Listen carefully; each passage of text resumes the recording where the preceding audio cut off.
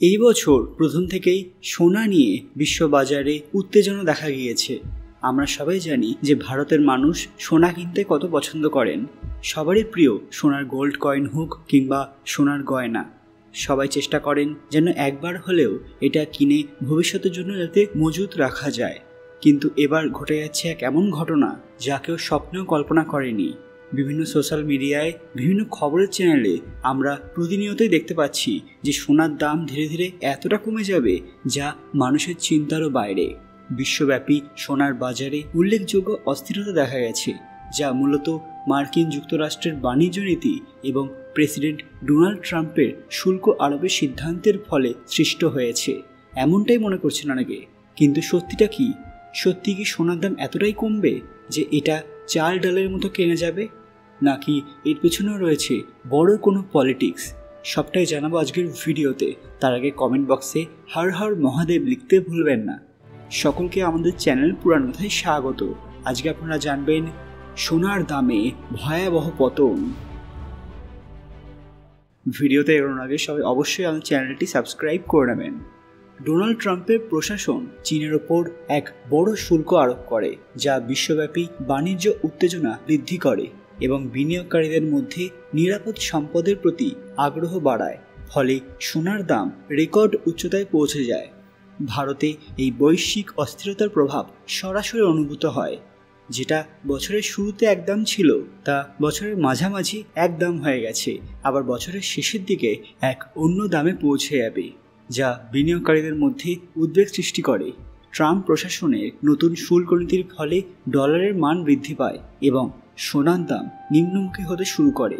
মার্কিন যুক্তরাষ্ট্রের বাণিজ্য নীতির প্রভাব সোনার দামের ওপর সুস্পষ্ট হলেও মার্কিন প্রশাসনের পক্ষে বিশ্বব্যাপী সোনার দাম বা উৎপাদন সম্পূর্ণভাবে নিয়ন্ত্রণ করা সম্ভব নয়। সোনার মূল্য নির্ধারিত হয় বৈশ্বিক চাহিদা, সরবরাহ, বিনিয়োগকারীদের মনোভাব এবং ভূ রাজনৈতিক পরিস্থিতির উপর ভিত্তি করে।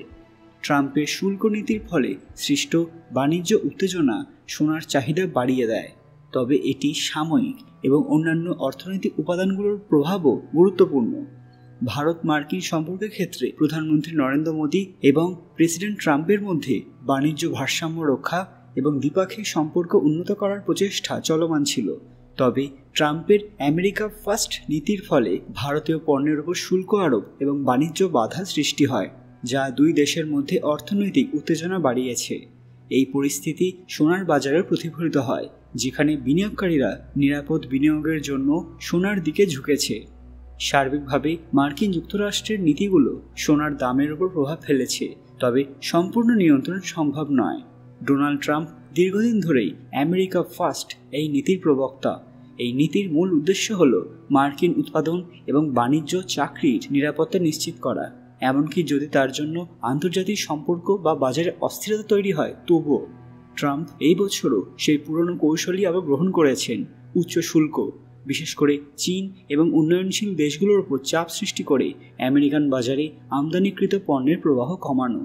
তিনি জোর করে ডলারকে শক্তিশালী করার চেষ্টা করছেন, কারণ ডলার শক্ত হলে আমদানি সস্তা হয়।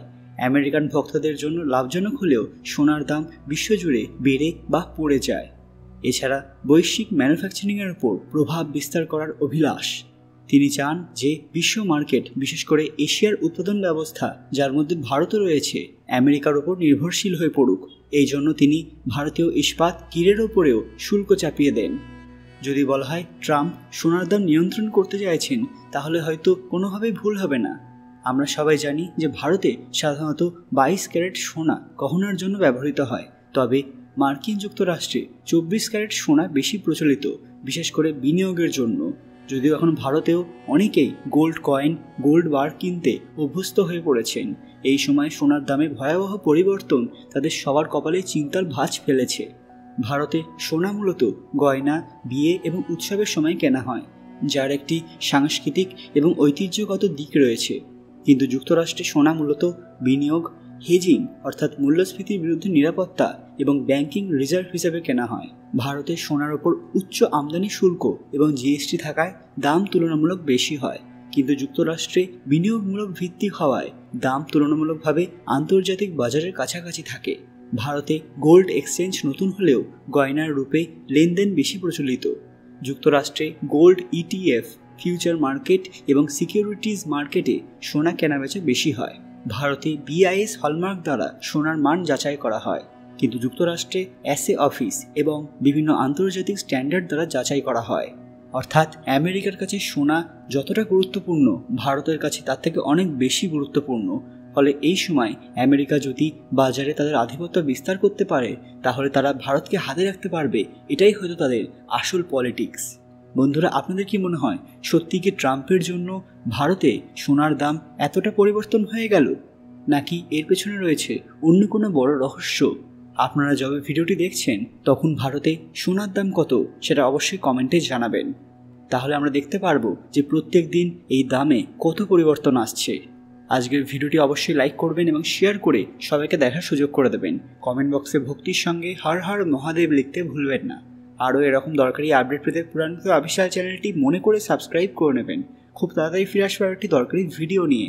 ততক্ষণ আপনারা এই ভিডিওগুলো দেখতে পারেন। ধন্যবাদ।